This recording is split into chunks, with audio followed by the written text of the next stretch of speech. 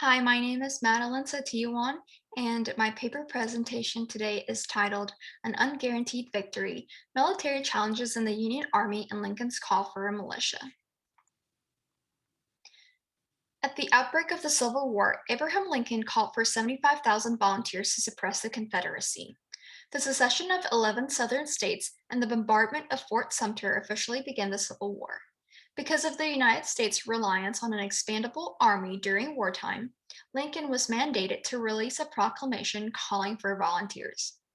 Most men who called Southern states home had withdrawn from the Union to fight against it, and while each Confederate soldier had different motives for their enlistment, their withdrawal meant that the Union lacked men to fight for their army.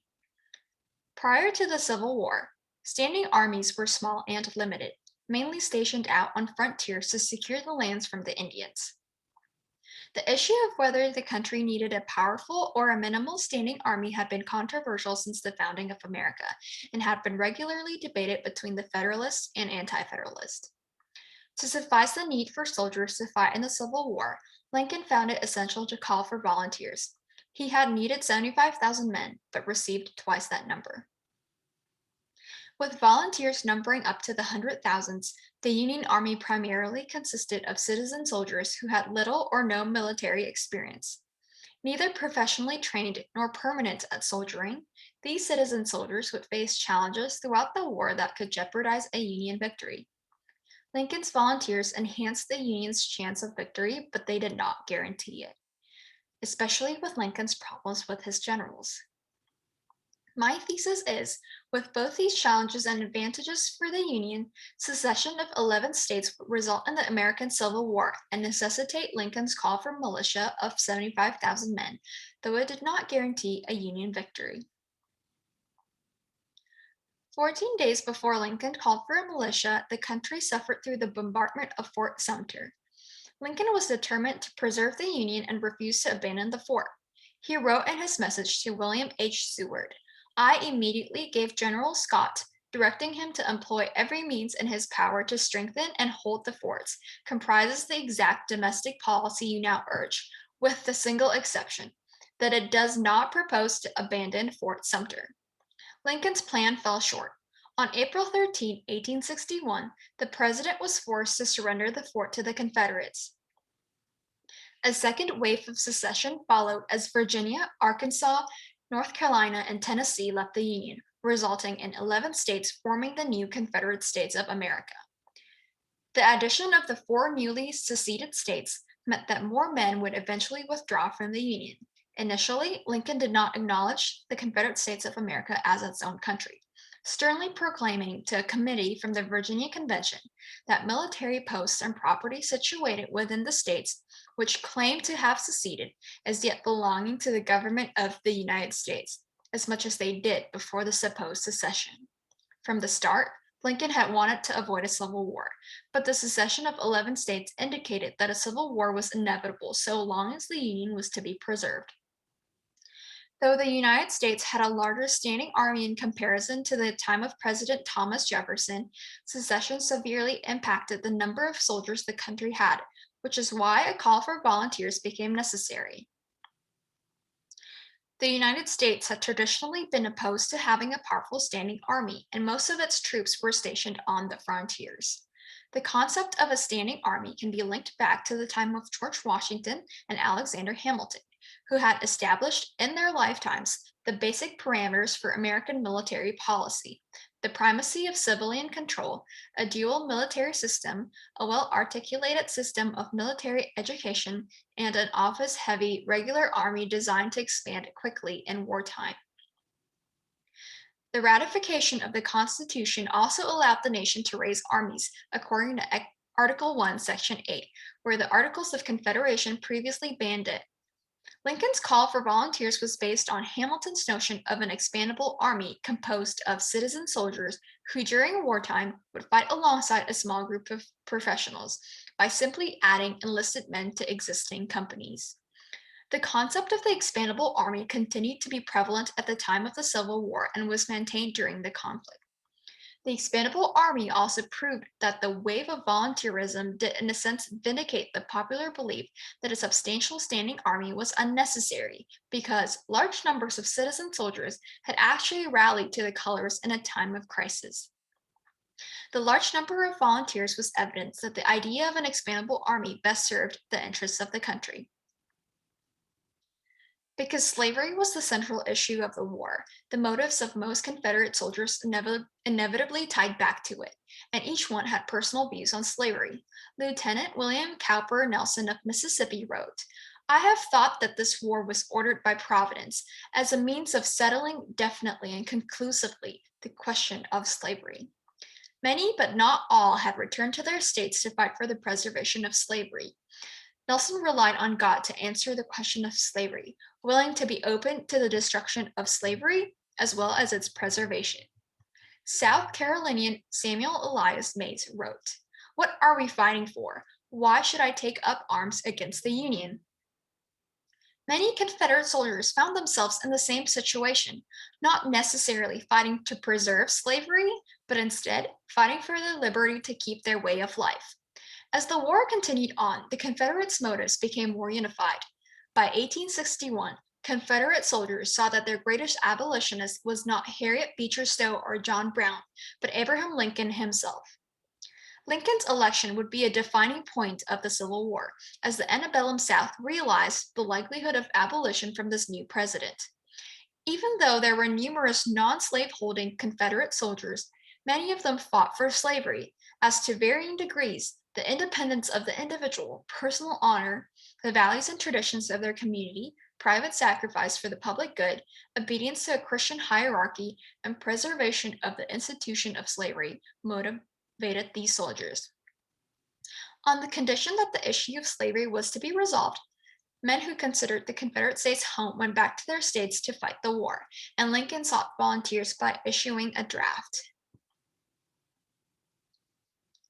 While the Union's determination to abolish slavery was clear, the personal motives of the Union soldiers sometimes overlapped with the Confederates.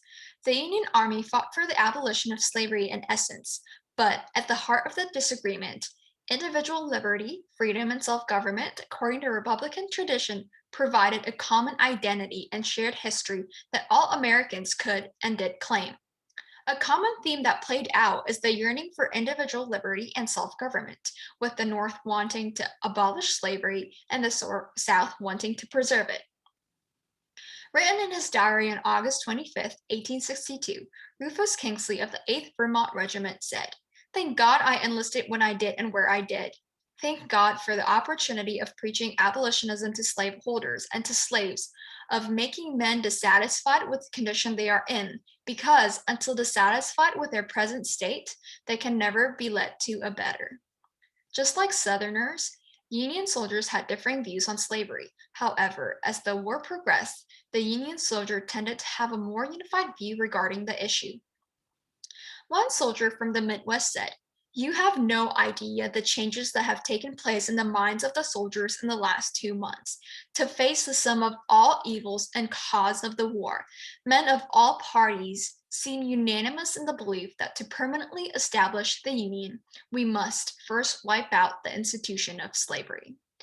Over the course of war, these Union soldiers embraced emancipation as their perception of slavery transformed, not only believing that slavery was the cause of the war, but the destruction of slavery would also be the only way to end the war. These performances of the volunteers often endangered a Union victory, but the blame cannot be put on them as many had never been professionally trained. The defeat at the First Battle of Bull Run had been a terrible blow for the Union. Brevet Brigadier General Francis S. Fisk of the 2nd New Hampshire Regiment remembered the many mistakes the Union Army had made. The day was one of mistakes and blunders on the Union side from the very beginning, Fisk wrote. The tardiness of Brigadier General Daniel Tyler's division in the early morning caused the long delay of Colonel David Hunter's division and gave the rebels time to prepare to meet the attack on their left flank. The misdirection of Heintzelman's division, the delay in placing Colonel Andrew Porter's brigade, left Burnside's brigade to bear the brunt of the first hour fighting alone. The advance of the batteries of Captain Charles Griffin and J.B. Ricketts before assurance of adequate support was a fatal mistake, and last of all, the failure to bring up the reserves and hold them at Stone Bridge left the retreating columns to face about and protect their rear as best they could. Many of these mistakes caused significant casualties. The Union Army outnumbered the Confederates by thousands, and the Union enjoyed a much more extensive supply than the Confederates. This seemed to guarantee a victory for the North, but the First Battle of Bull Run demonstrated that the Union merely had an advantage, not a guaranteed victory. Lieutenant Eugene Carter expressed his views of the battle. You will hear great stories about the bravery of this and that regiment of volunteers, but believe me, most of them acted like cowards in my division. The price of having an expandable army was this: the lack of experience of citizen soldiers was a major problem for the North, but blame for the Union's failure cannot be laid specifically on these volunteers. Lincoln's difficulty in finding a good general also complicated the Union effort. Aside from the challenges that came from these citizen soldiers, some West Pointers also proved to be terrible generals. Lincoln's relationship with George B. McClellan quickly deteriorated, though he was impressive in many ways. McClellan's reluctance to take command irritated President Lincoln as the Union lost opportunities for a victory.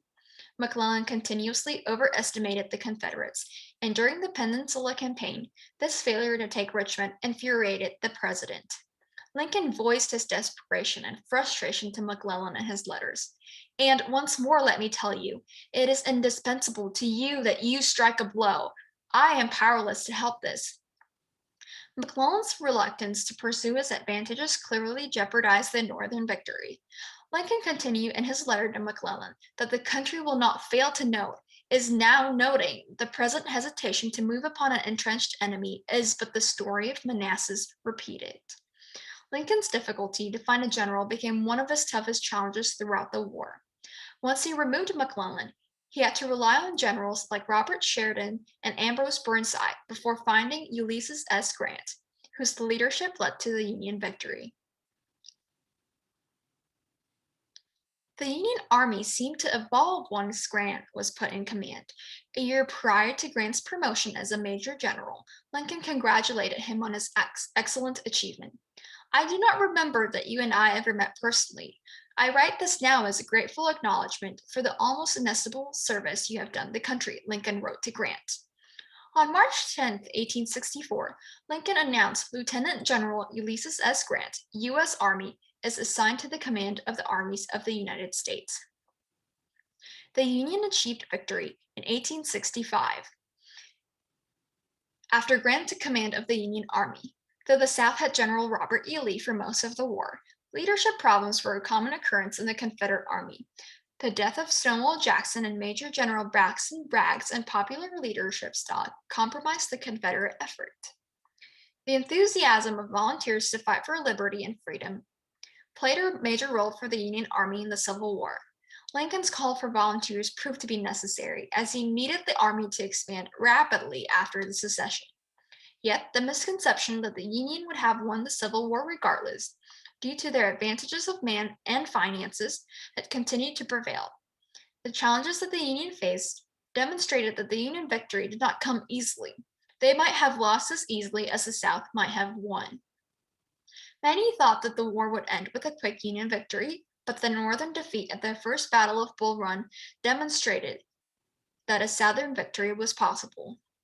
The Union's eventual victory was not merely a consequence of superior industrial and financial advantages, but more of a result of its commitment to end slavery, to preserve the Union, strategic planning, and the arrival of the competent General Ulysses S. Grant, with whom Lincoln could work.